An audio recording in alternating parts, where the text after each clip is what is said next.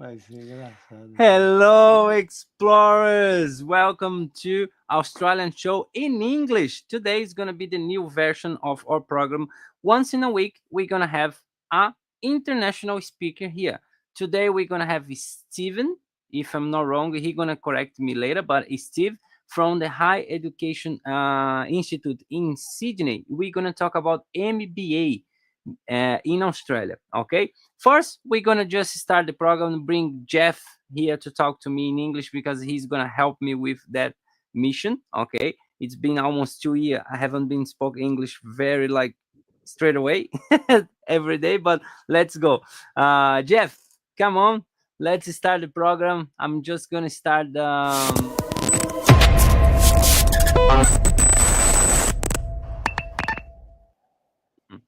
Hello, guys. How are you, everyone? Nice to meet you, Stephen. Welcome, everyone, to Australian Show. Today, we're going to talk about MBA and all the courses, higher education courses in Australia.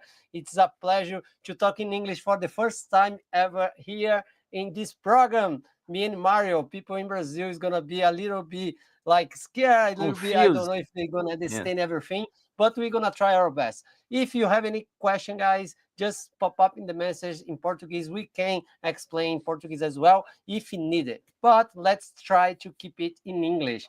Steven, nice to meet you. Good morning.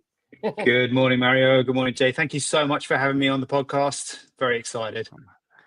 Now we are so excited and special. Like after I spoke with Natalia a few weeks ago, and she said, "Mario, Stephen, would you like to say some words about MBA in the course? He's the boss, let's say, for the course, and he would you like to say some words? And would you like to do in English?"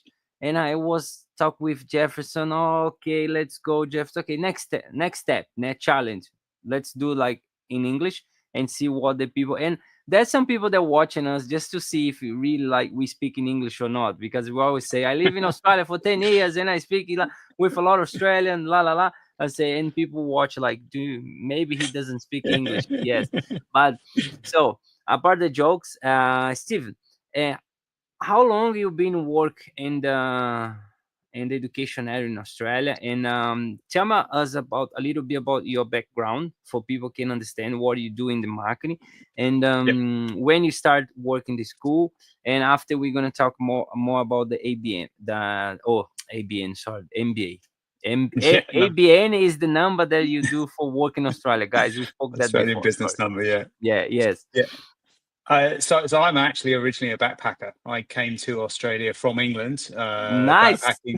backpacking 25 years ago, and decided to stay. My background was hospitality, so I worked in the hospitality industry, bartender, running bars, manager, and then sort of worked my way up to running pretty large nightclubs. And then got sick of working nights. So I went into property development, working for a hospitality company that made hospitality properties. But then I started getting interested in sort of improving my education. And I actually went back to university. I did an MBA myself, and then went into the teaching area. I did vocational teaching for many years, and then progressed up into undergraduate higher education, and then into teaching postgraduate education for many years. And so I've been in education now for about 16 years, and I am the Dean of the Higher Education Institute, which is a new higher education section of a much larger education company that opens our doors to our first intake orientation on the 20th of October this year. So we're very excited about that. First course we're going to be offering is the MBA.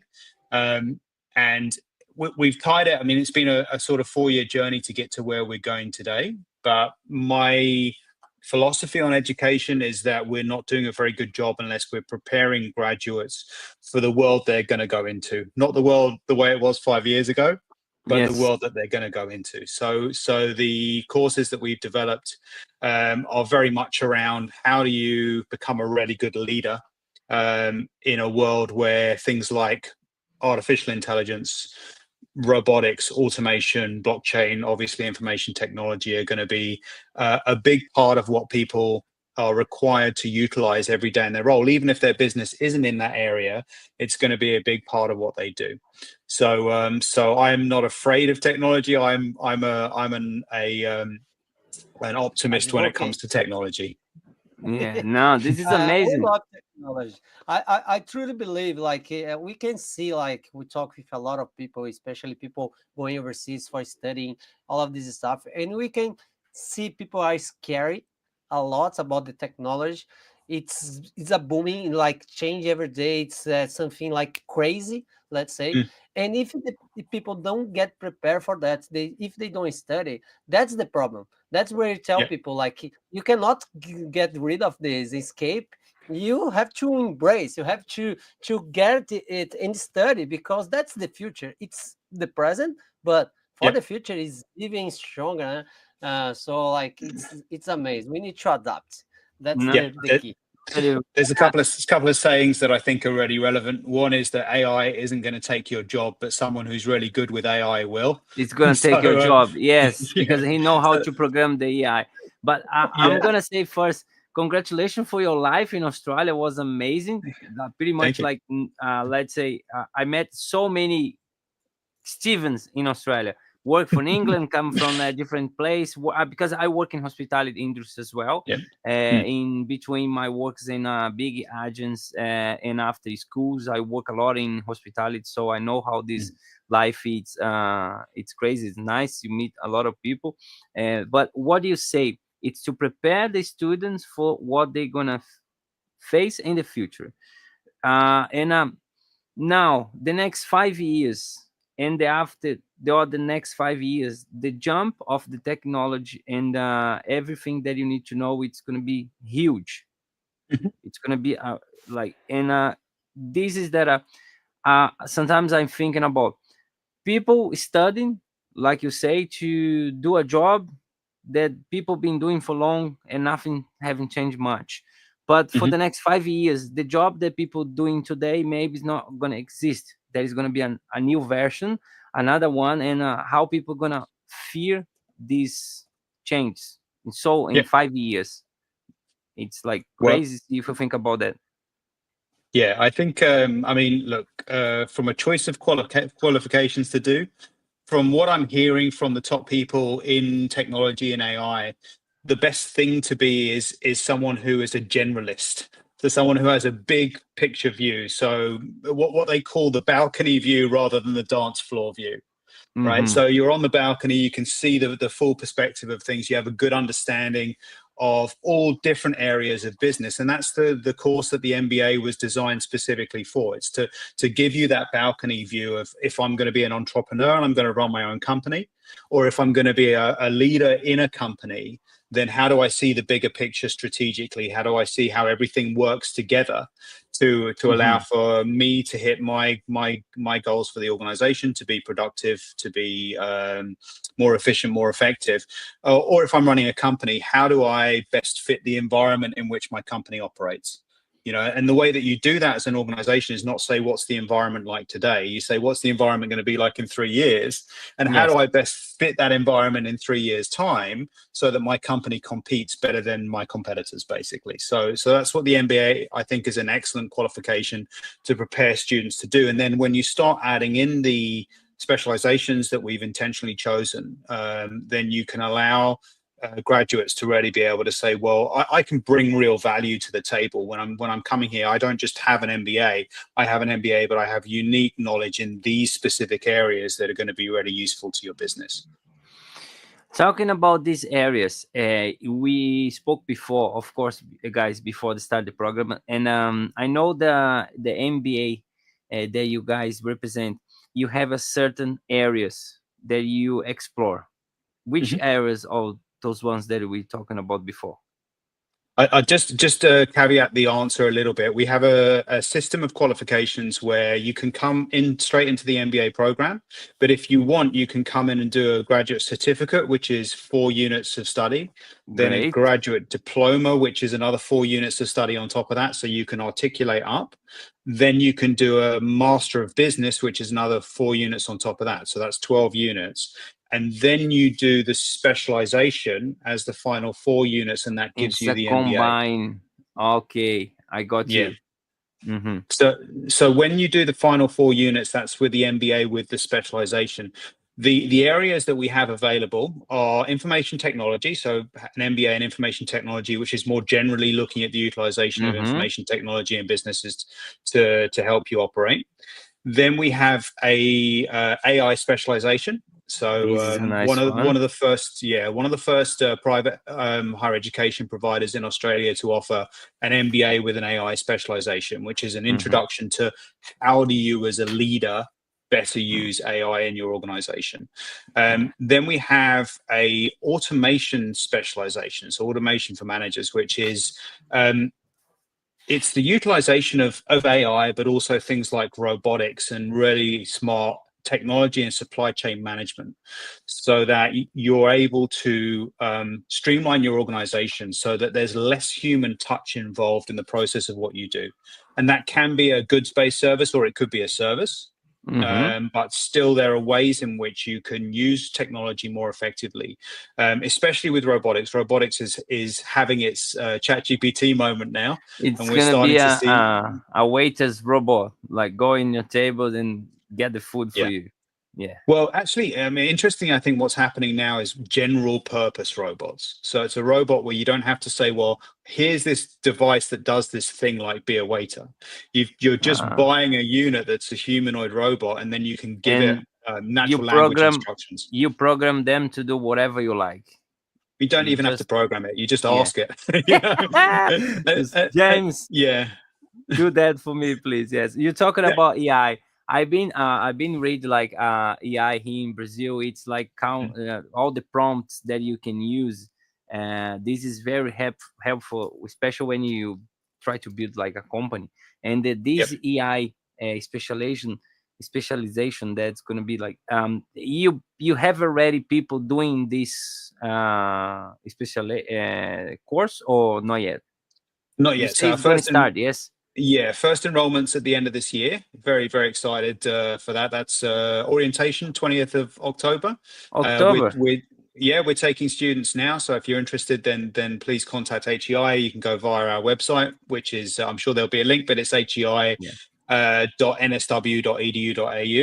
And that's our first enrollment. And then, yes, the AI specialization is there. And yeah, I mean, the way one of the things I will say, I think with AI is it's certain now with the agentic behavior coming into AI that you're going to have an AI on your team. Yeah. So there will be a AI, if not multiple AIs, as part of a team of humans and AIs that you're going to have to manage as a leader to be able to achieve the goals that you need to achieve as an organization. So knowing how to do that, what AI you want to include, whether there's a hierarchy of AIs. So you've got an AI manager who's managing all sorts of other AIs, right? And then how those interact with humans, and even potentially, I mean, there are companies now who are starting to talk about putting an AI on their board. I know there's a company in Hong Kong that's already done that, and so this technology is maturing. Today, I've just got access to the new ChatGPT 03 Pro model. And the first thing I did is, I'm one of those people who spends about $2,000 a month. Don't tell my partner on AI subscriptions. Yes, but we spend a few as well, and we spend a few couple of dollars as well. Yeah.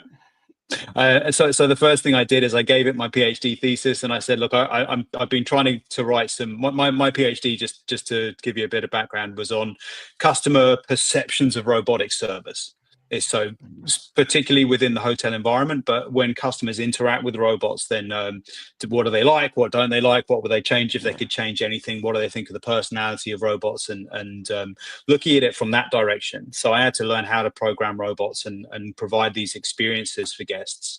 So I've written this thesis, 3 years ago, and I haven't published any papers from it yet. So the first thing I did with the 03 Pro model is I put my whole thesis in there, and I said, if I was to write 2 really interesting papers, insightful and relevant for today from this thesis, can you recommend what those papers would be? And it's working away on it at the moment, so I'll see what it says It's at the end doing of this. all But, yeah. the book for you. You're gonna release a new book in 2026. You know what? I'm not sure there's value to writing books anymore, because all people are going to do is put those books into AI and say, give me a And summary. give me the summary, give you like the most important information. That's it. But what I need to The do to Cliff do my Notes, test. yeah. Yes, 100% Yeah. sure. But especially you say like people need to, because AI just answer what you asking them for. So if you don't know how to ask, or if you don't know how to manage, you're not gonna get all the answers that you need. So if what you say, learn how to be a manager so you can manage all your EIs and everything, everyone's work for you. Otherwise you're gonna be crazy. Yeah. That's why I truly believe, Steven, like AI comes to help us. Like I cannot see my life without the AI nowadays. Like the task that we do daily task is like 8% less time in consuming mine right now, so I can do better. I can talk more with the students.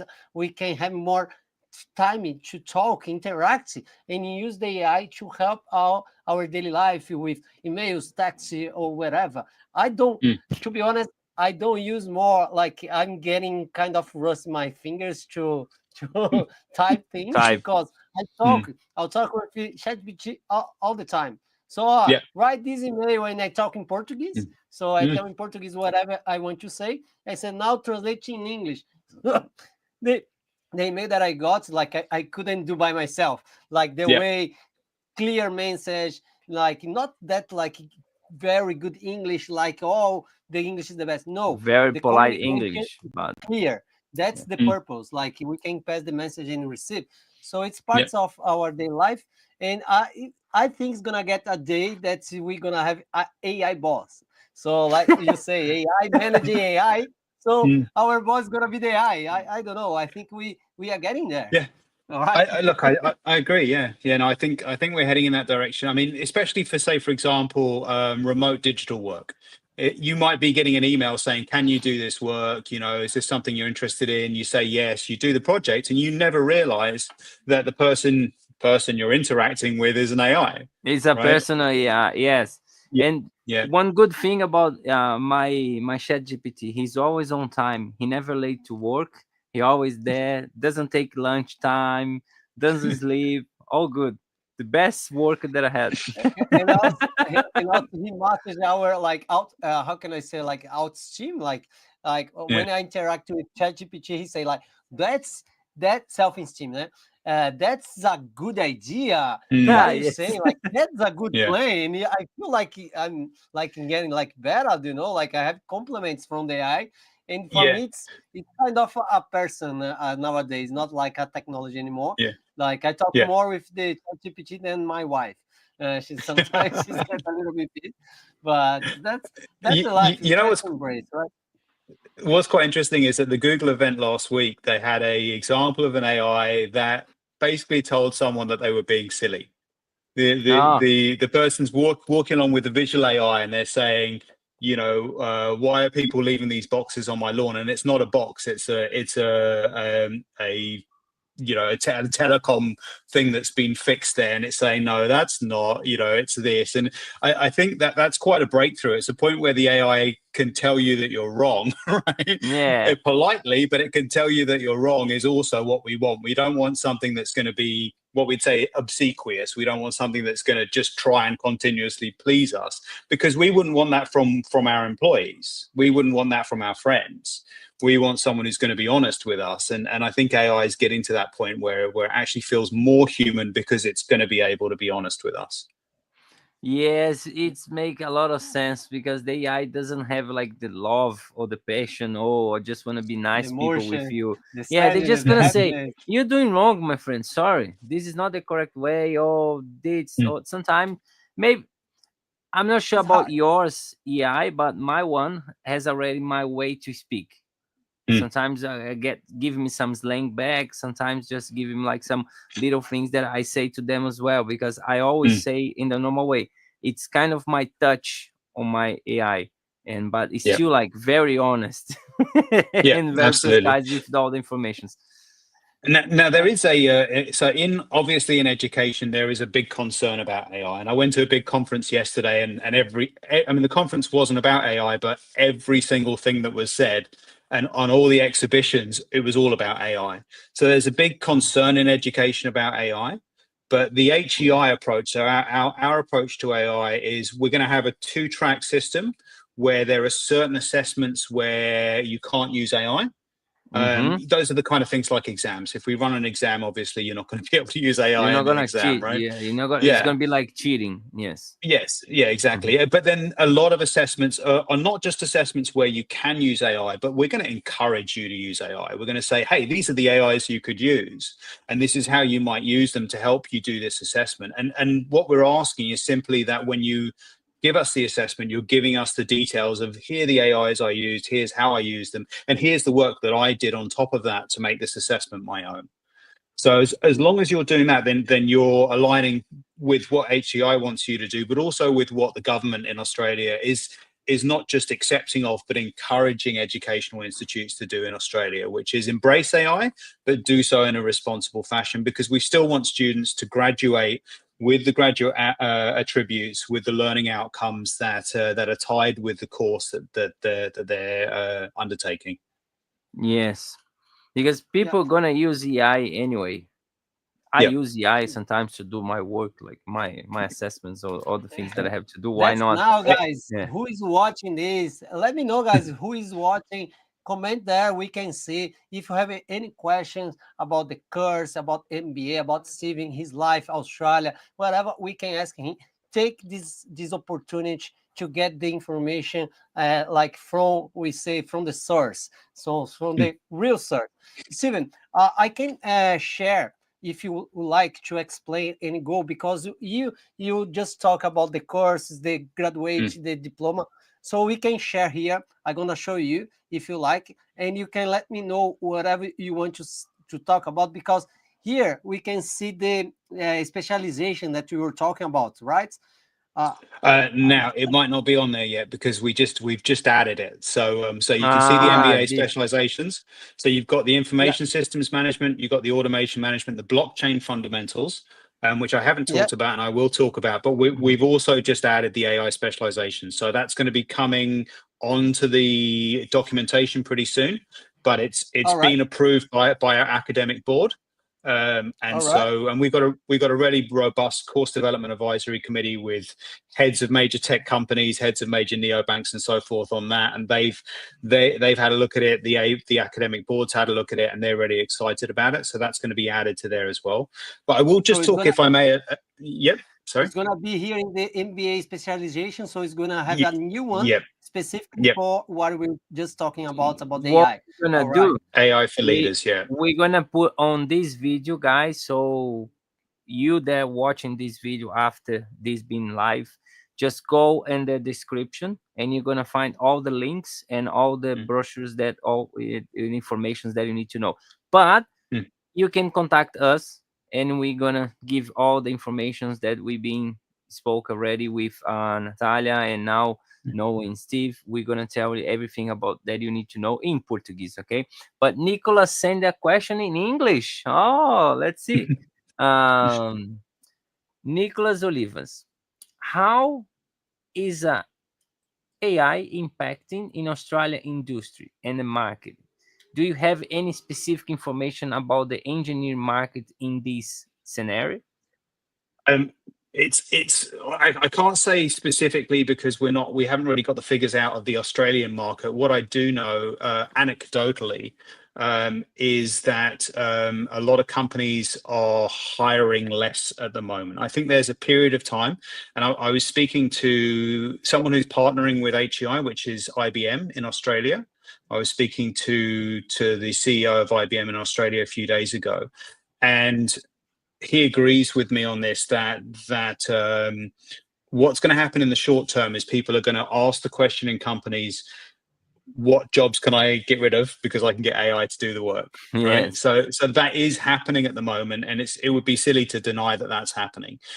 But then the more intelligent companies, I would argue, are the ones, and we're starting to see this now, like, for example, Google's doing this, where they say, actually, let's take on more people, but make sure they're AI literate, and then maximize the amount of work rather than replace. And so, you know, we are seeing, I mean, in America, it's about a 2.3% reduction in information technology graduates being hired. So they've seen a reduction. It's about 2.3%. So it's quite small, but it's there in the hiring of these entry-level graduates. We're likely seeing something similar, but like I said, I haven't seen any statistics on it. However, I think that's a temporary thing where people are learning how AI can be used in their organizations. Because the same way that job is gonna be done without people, we're gonna need more people with the AI intelligence, knowledge, to get this job done proper, done better, or in a large scale. But we're gonna need more people as well. So it's gonna be kind of output. balance in the future. Let's say until people just get all the certificate, make the go to Australia and study the MBA. No, Steve, like change all these informations about AI, and you're gonna be ready for the job market again. Let's say. Well, I will say this. I heard this the other day in an interview with Google.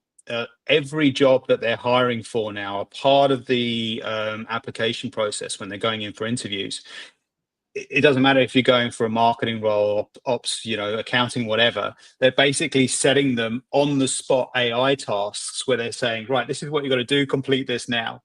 Yeah. And they see how these people use AI to help them do that task in the moment in the interview, right?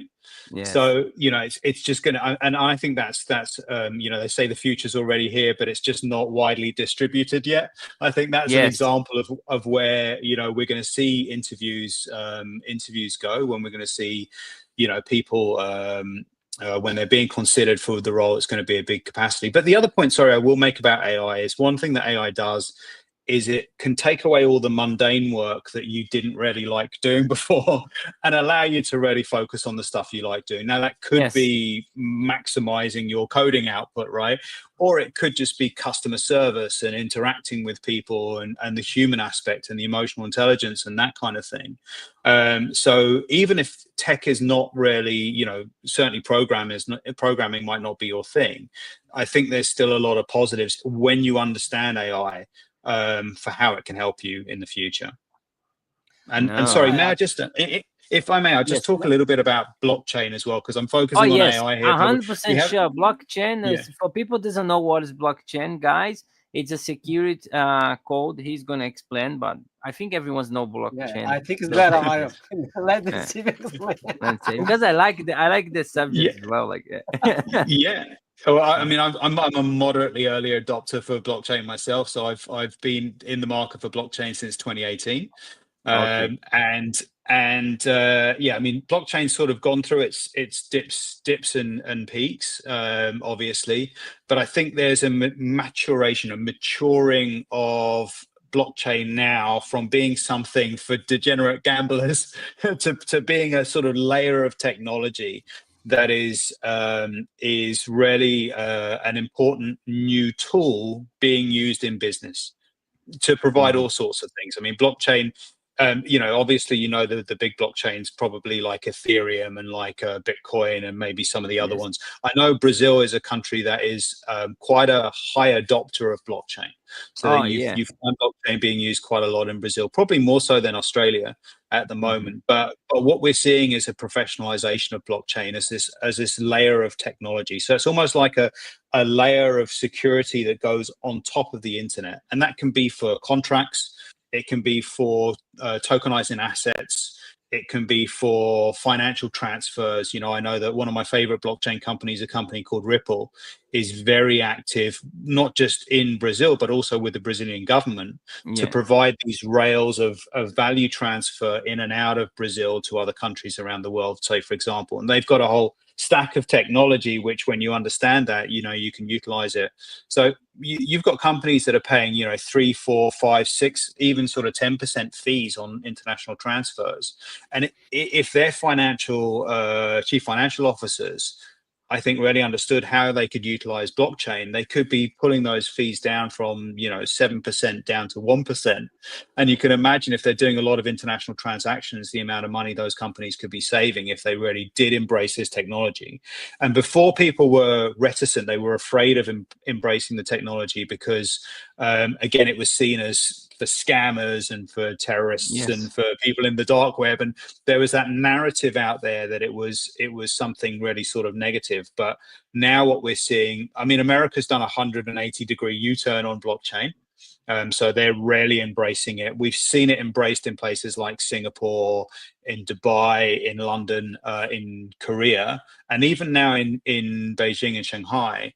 And so with that embracing of blockchain has sort of increased the professionalization of it. And so we put this in place maybe 3 years ago when we started talking about the MBA specializations, but it just so happens that there's this new momentum that's really coming into the blockchain space. And blockchain is basically, it's a layer of decentralized authenticity. So what that means is there's not a central body that is saying this is real, right? Because if you've got a central body saying that, then you have to trust that central body, right? But if it's decentralized trust, that means it just happens automatically. Then it allows you greater trust. For example, the internet happens automatically, right? The internet is distributed. There's not one entity that's running the internet. So it's kind of like a layer of financial technology that allows value to move in the same way that information moves on the internet.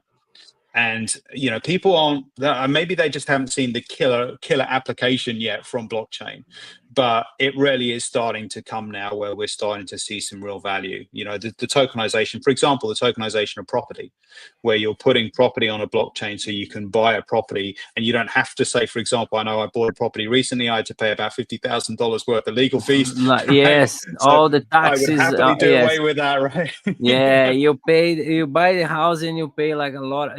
In Brazil, especially, like we talk about taxes and fees, we are the top one in the world of fee taxes in the world. It's crazy. Yep. But let's move on. But it's amazing. No, you are very interested in technology, because people sometimes go to the university and institutes, and you get like the old school teach and say, in my way, in my time, it's happened, and market, blah blah blah blah blah blah. And sometimes the students just lost the interest about the course, because they sit there expecting getting a lot of information and get some people like very old way. I'm gonna feel like, oh, I put my money on the bin. Like, I just wasting my money here. I look for other places like more quick, because the jump in the next 5 years is gonna be huge. I believe it's gonna be crazy. Yes, we're gonna see people like going jackpads, like jackpads, like jackpacks, like everywhere, like flying around. But who knows? Well, if you want a crazy idea, I mean, this is where education, I think, becomes even more valuable. If you think about it from a return on investment perspective, at the moment, we do our education, we finish our education. Say you do a postgraduate qualification, you finish it when you're 24, 25 years old, maybe a little bit sooner. Then you get value from that for 40 years until you retire. But what if our lifespan spans are extended to 200 years? Then you're getting much more return on investment, because you get to get the value from that education, continue educating yourself.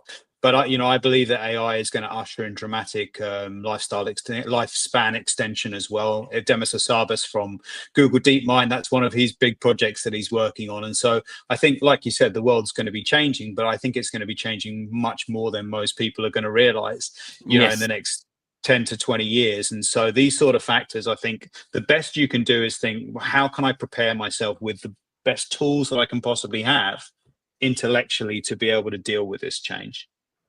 No, amazing. Go to Australian, guys, do like a high education course, but not just for the course, but expand your ideas. When you change the culture, you're gonna learn a lot of different ways to do the same thing, and sometimes in a better way. And as soon as you learn the better way, there's no chance that you want to go back. Impossible. So even if you come back to Brazil, you're gonna do the things on the better way that you learn in Australia, let's say.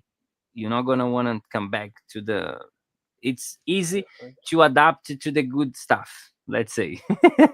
You go to good restaurants, get lobsters and all the stuff is very nice, but after when you go to eat your hot dog, like just like sausage and bread, you're gonna say, oh, the lobster was way better. So just fight for the lobster, let's say. Yeah, you put something on the screen, how to do How to be prepare. prepared for what is coming, because I think what you mentioned, people need to realize what's happening. Sometimes I get a video from like Japan, China, like about robotics, about the technology, and I get scared because the way that they are, what they have, it's unbelievable. And I imagine like in 5 years time, because before COVID wasn't, weren't talking much about technology in the public speaking, let's say. Mm. But now for the next 5 years, I totally scared, to be honest. I don't know what's Mm. gonna happen with the world. If the people don't realize this soon, a lot of people is gonna be in trouble.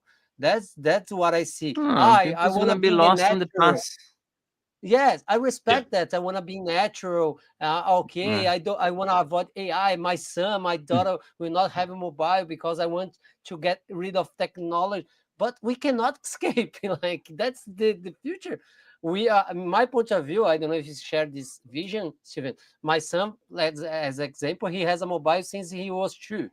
Like, Mm. oh, this is crazy. A lot of people like say something bad to me, but Mm. nowadays, like he's learning the mobile, he knows how to learn in the mobile. He's Mm. 5 years old and he's so smart. So like I'm preparing him for the future, because He once knows he's some. turning He knows 18. some Japan. He knows some Chinese because we saw him like singing Chinese for the cartoons on TV. You know, because he Awesome. watch a lot. Yeah, so he know the Yeah. lyrics in Chinese. Something. Your son's probably going to be an AI native as well. So they're going to grow up with an AI as a part of their experience. And the thing which Yes. AI Yeah, has the possibility to do is to be a new interface. So we think of mobile phones as our window into the internet. But this interesting thing where actually AI might, because one of the negatives of maybe with phones is it can mess with your attention.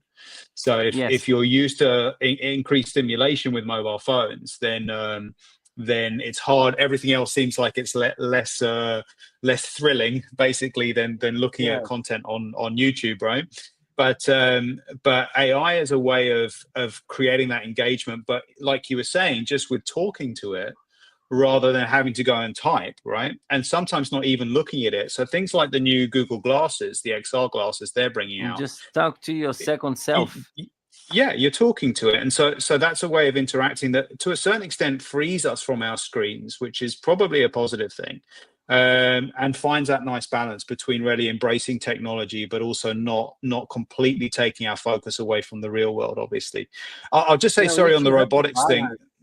Yeah. Yeah, on the robotics and automation aspect, in Korea at the moment, 1 in every 100 employees is a robot, and that's only increasing. That's only One in a growing, hundred right?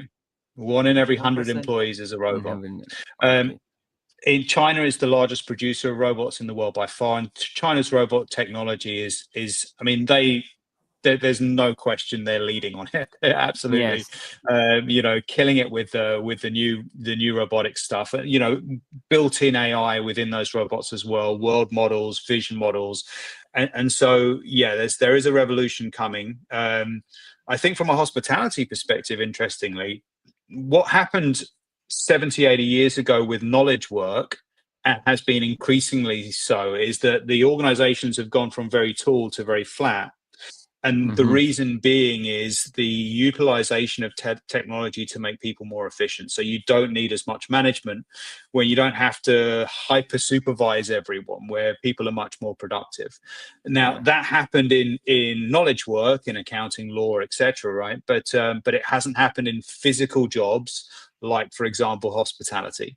It hasn't been Yes. able to happen. So hospitality organizations still are very hierarchical. They have very high hierarchies, Yeah. because they still need high levels of micromanagement and supervision. What Yes. robotics brings is the ability for hospitality companies to delegate the physical work to robots, and allow there to be much more intellectual and interpersonal work by the humans who work And they're there. not gonna need the people to see if they are like doing a sick break or they are doing Yeah. job. Yes. Yeah. I mean, look, say I'm a chef and I work in a hospitality kitchen, Yeah. right? Being a chef is one of the hardest jobs. It's It a very is challenging job. You get in there super early, you're working stressful. long Yes. days, people are shouting Fight at with you, the right? other people. Yes, and you fight for 3 hours, and after you just having a beer with your mate that you almost Yeah. kill him on the kitchen. Like, yeah. But if you think about automation in the kitchen, imagine if you're a chef and you don't have to do mise en place. You don't have to come in and work for 3 hours before you open, because all that's done for you. So you're just All the walking prep in. is done. It's all done. You walk in 15 minutes before service, and you're ready to go. And you're doing the thing that you love, the reason you became a chef in the first place, which is an exciting, fun, challenging service. But you're not exhausted because you're working ridiculous hours in a horrible environment, right? Yes. Yeah. Yeah, So, it is. so You've been like yeah, chopping everything, prepare all the meat just for like 1 or 2 hour service sometimes. I saw yeah, people work 5 hours prepping for like 2 yeah, hours party. Crazy. yeah, And you have to yeah. clean everything later. And this is where the robots come in, especially so when you've got these robots, like for example the one that Tesla's doing at the moment, but quite a few other companies, that these general purpose robots with a general understanding, and you can say to it, can you julienne these carrots for me, and it's going to know what that means and be able to do it, right? Then you've reached a whole new level of sort of automation within the work environment.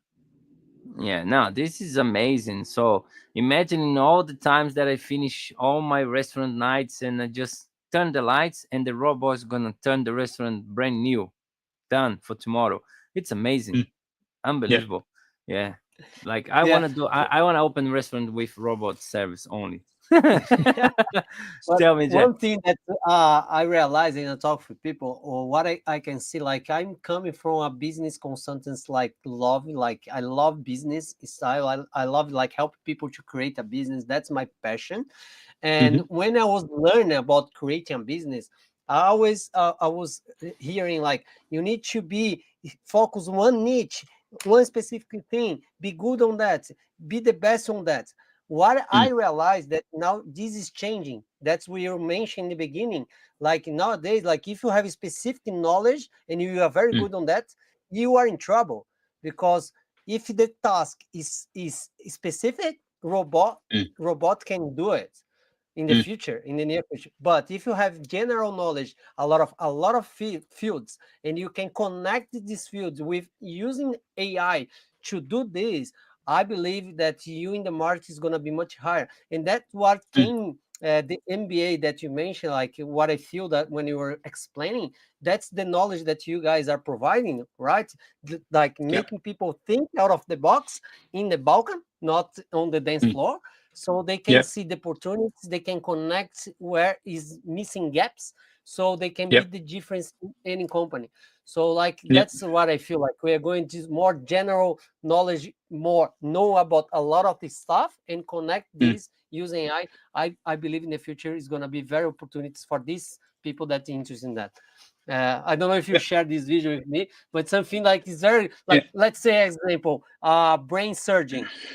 Someone Mm, like nowadays they get a lot of money. Who does that? Like it's very mm, specific. But I believe one day this profession is gonna be replaced, because it's mm, much more you trust the AI that's going being the details in the mm, A machine in the micromanaging operation in machine your head than instead a of guy a mm. with a human hand. being. Yeah, like Yeah, Yeah. that's what Yeah. I'm Although saying. probably the career that's safest the longest is being a hairdresser. hairdresser. That's probably the one way people, because it's not a high return. So yeah. So I Yeah. mean, if I'm a luddite and I don't embrace technology, I'm probably going to tell my children to become a hairdresser. Uh, But yeah, no, I agree. I agree very strongly with you. And one thing which Sam Altman from OpenAI said, and I believe Sundar Pichai and Satya Nadella and some of the other tech leaders have said, is that what you don't want to be is kind of trying to find a little technological niche that you do better than other people, because it'll be replaced. Someone will come along and they'll do it, you know, maybe one of the big players, and they'll do it better and cheaper and better and more effectively, more efficiently. What you want to be doing is building your product on top of the latest technology, so that as that technology improves, your product improves. So if you're using the latest technology to say, for example, if I'm a language app, right? I've created, like Duolingo, I've created a language app. If I've made my own AI in that language app and I've got it underpinning the application, then suddenly some new large language model like ChatGPT can maybe do language better than my app can. But if I've got ChatGPT's latest model at the back end of my app, then as ChatGPT improves, my app improves. So it's underpinning it rather than competing with it. And I think there's really good logic to that.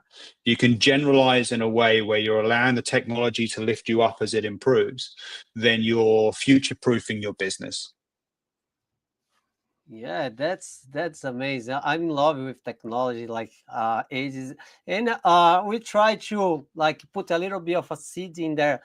People who is watching hearts, so they can see the future. Like prepare yourselves. We're not gonna lose our job if we don't prepare. If we don't do the course that nowadays is have been created to reach the demand, to meet the demand. Like you guys, like at the MBA for business, like let's get rid of the old stuff. Let's see what's going on right now. Let's create something that can give people skills they can apply, they can be the difference in the market. So like, yeah, I'm very excited. Probably I'm gonna do myself this business. Jeff, in Australia, language, if you don't surf the wave, my friend, you're gonna lost. If you don't take the wave now, you're just gonna get up, water on the head. That's it. Because you're gonna be in the end. Oh, now I'm gonna learn. Now I'm gonna be like AI. No, you've been behind, because the AI just learn, improve, learn. It's so fast. Why this I say every time, the next 5 years is gonna be so fast, because all this AI now is gonna learn much better and more. And people are just put information there for free. That we are just giving food to the to the AI. Like, yes, be huge, just grow. Yeah, well, I think the change that's coming is that AI is going to be able to take in visual information and learn from it. At the moment, it's accessing the internet, and it's learned from everything on the internet, and it's kind of reached as much as it can do there. But when it can access every single podcast that's ever been done, every single video, and really learn from those things, then it goes exponential. Yeah, it's gonna be like boom. It's in how many years you think the AI is gonna reach the potential? Take the word. We're gonna be. No, I mean not the word, but the potential of, like, let's say 99.9% of all the intelligence and the information they can reach. How many years you think? So you got AGI, artificial general intelligence, and then you got SI, which is artificial super intelligence, which is where there's what's called an intelligence explosion, and the AI starts to self-improve, and that's where things go scary potentially, right? Yeah, but, because it's the best intelligence can just improve herself. Yes, and based on data as well. It's not just opinion, right, Stephen? Like that's the difference. Like they get real data from everywhere and create something unique. Well, AGI, I kind of agree with Demis Hassabis, who's the head of DeepMind at Google. I think it's probably somewhere around 2030 we get AGI, which is where AI is better than almost everyone on the planet at anything that a human can do knowledge work wise. 2030, it's a date. It's a complicated date, yes, because all the gossips about the agenda 2030, everything's gonna match at that point. One day we can come back here just to talk about the agenda, like what's gonna happen in 2030. The world's gonna change. Yes. Well, and this is why I think, learning now to be able to set yourself up for that point, because if to me, every time these models improve, I'm really excited about it, because I know I've got it's like a more competent employee that I now have working for me, right? So if you're looking forward to the point where, you know, say for example, AI gets to the point where it can help you with your job, so you can justifiably go to your boss and say, hey boss, you pay me this much at the moment for this amount of output. What if I can give you double that output and I reduce my working days to 2 days a week? So I'm only working 2 days a week, but I'm giving you twice the amount of output. Now, if I'm a boss, I don't care how many hours you work. I want output, right? Yes, I want you to just do want to things like that are give me productive, more. My right? opinion as If well. Yeah, if you work one day, it doesn't matter for me. yeah, Matters the yeah. Like results. what one of my favorite people in business is Ricardo Semler from Semco. I know he's not there anymore, but he, you know, he's an incredible guy, and I've listened to a lot of the interviews with him, and that was very much his attitude, and he really sort of led, I think, internationally led on this. But this idea of you know, you're paying for productivity rather than tenure or hours worked, right? So if I've got a team of AI working for me in an agentic fashion, then even as an employee, I can say to someone, look, I want to separate me as an individual from the outputs that I'm giving you, and then you're paying me for the outputs, and I will, almost like you would contract a business, and I'm going to give you those outputs better than anyone else can. And to achieve that, again, you've got to have an understanding of this technology, and I would argue an understanding of the bigger picture of business as well. Yeah. Yes. Once I hear in the channel, I said, like, if you pay people by hour, you are telling how much they worth. If you pay people by the outcome or the input they get, they are telling you how much they worth, because in the end of the day, is the result, is what they can provide. It's not the amount of hour that they are working. Like, of course, not all industry, but most of them. As you said, like, if you can deliver the outcome in 2 days, double, as a boss, I'm so happy. I don't need to. For me, it's even better because I have 3 days off that I don't need to be on top of you, like looking what you're doing or not. Like, for me, even save my time. So Yeah. for me, it's gonna be better. You know? My point Yeah. of view, if you have been work too much to get a result, and your co-work just work less and do the better result, you're doing something wrong, because you work more to deliver less. So Yeah. you have some problem. That's it. Yeah. Easy as it is. But world is changing, guys, so be prepared. We are here to bring all the informations about Australia. Okay, this channel we talk about stud, where you can live, all the information that you need to get in Australia and live the dream, let's say, because you're from England as well. Yeah, do you miss we can ask him the questions there about the because Steve, when you starting getting to the end of the interview, I'm not sure how many hours we still have, like, or minutes to talk to you, but we have a few questions that for your case you can do, because it's more work when people are overseas. Because the first question is, what from Australia, no matter what, you can, like, if you go back to England and you can bring something from Australia to England, what it's gonna be this thing? Could be anything, doesn't matter. Probably I would say the positive attitude. Australia has a very positive attitude. Yeah, England's a great place. I love England, and I go back there sort of usually once a year at least. But when I lived in England and I would go on holiday, then I would always get a little bit depressed at the end of the holiday at the thought of going back to England, right?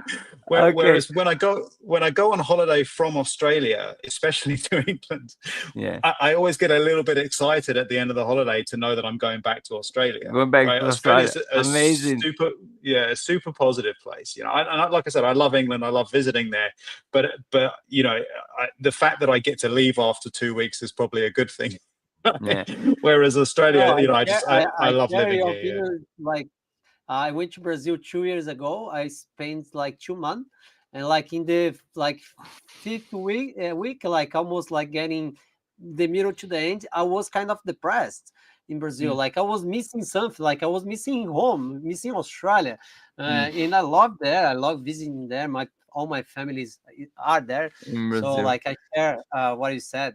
But in the other way around, what would you take from England to England, Australia? What would you what you bring to miss Australia? more? You miss Yeah. more. I think the thing which we do really well in England is whenever there's challenge or something's going wrong, our response mechanism is to make a joke. We always Ah, make fun of that, and it's a way of coping with challenge. It's a way of coping with things going wrong. But it's a beautiful trait, I think, because when people are feeling down, it's the immediate thing that lifts people back up. And the okay. English are very good at doing that, I think. So yeah, that's one of the things I think that I love about England when I'm there. Is I just hear people making jokes all the time about stuff, and look, people do that in Australia, but I think the English are the best, in my opinion, are the best in the Oh, world at okay, doing Yeah. not a problem. You can. It's your opinion. Like, oh, good. that. I know a few England people, and they are nice. I love to work with them. I work with a lot of people from England. From when I used to work in restaurants and bar, especially like Yeah, in pubs. They are so fun and all energy. And when I talk about football and all the stuff, like it's getting so well. But our yeah, religion. it's good. Yeah, 100% sure. But you are more than welcome to come back in our podcast to talk about any subject that you'd like to bring in. Boys, I would like to talk this with Brazilian market. We are so happy to get some new subjects to talk. And I love to speak in English because it's been long. I think that we never have a longer conversation like that in our podcast because people, especially we have a lot of curious people. We have like 14, 15 people watching us, and more than the other one before in Portuguese. I think Yeah. people just want to see if they are We don't know speaking or if they not. Yeah, understand like what we were yeah. saying because most of them are still in Brazil. They are planning to come to Australia. But as Mario said, like here is an open door. Like we love talk about subject, even especially open subject that really affect is gonna be having impact in our daily life for the future, like what we're talking here today. So we love this because we need to discuss this openly so people can get more information, they get awareness because the world is changing very, very fast. If we don't Yes, adapt, we're gonna be in trouble. So like that's the mainly message that we always share with our audience. So yeah, thank you so much for accepting the invitation to come here. Thanks so much for your time. Our time is something life. that irreplaceable. The time is life. As Mario said, it's not time is money. For us, Some time people is say life. time is money, but money you can take back. Time Yeah, you can't. So when you yeah. talk about like time is life. So Mm. Yeah, it's a time of your life that you spend here. And for example, all these conversation guys we do for free, just like to bring real transparency information, like real information to everyone, let's say, or All right, I can't compromise. thank you enough, Yeah. Mario and Jay, for having me on. Thank you so much. Obrigado. yeah. No. Oh, And the thank next you. Yeah. question. There's no other way to say, let's say, good, thank you, mate. Yes, mate. Yes. I don't know. And the Yeah. last question that we do in Portuguese, but you can do in English. I wrote in Portuguese, manda o papo reto para o Brasil, which means It's a send a send a straight talk. straight talk. Yeah, give you a straight talk to Brazilians, whatever you want to say, whatever message you want to share. So give it your best, give you the straight talk for who is in Tell them Brazil to learn about English, everything. please. Yeah, uh, all I'd say is, look, just get out there. The best thing you can do, I think, especially as a young person, is travel the world, get to know the world. The world is becoming a more connected place. So, Yes. whether it's any other country, but to me, I've traveled all around the world and I love Australia. So I'd recommend just get out there, go see the world, do something new, do something challenging, right? And grow as a person and have fun. Yes. Amazing, guys. Just move. Get out of the sofa. Move your little bum. or your Don't big say body. Yeah, don't say the other don't word. eat so Just much move your chocolate. body. Do something. Learn English. English now it's not a difference. It's a necessary thing. English is necessary, guys. It's not more like I'm different. I'm better because I speak English. People speak English. Now if you speak Chinese, let's say if you do a Mandarin, I say that you are a little bit better than the others. You're gonna make a lot of money. But if you don't speak Mandarin, let's speak English, okay? Guys, thank you so much. Steve, thank you one more time. Jeff, thank you for being here one more week with us on the Australian show. Guys, follow us, please. Hit the button, do all the things that you need to learn, and receive invitation for the next video that we're gonna do in 2 minutes, 3 minutes. We start the new one with Natalia from the Megan at the same college. We're gonna talk a lot of things that we did in English, in Portuguese now for you. Okay, but guys, thank you so much. Thank you so much, We're Stephen. gonna finish. Thanks so much. See you soon. Thank you, guys.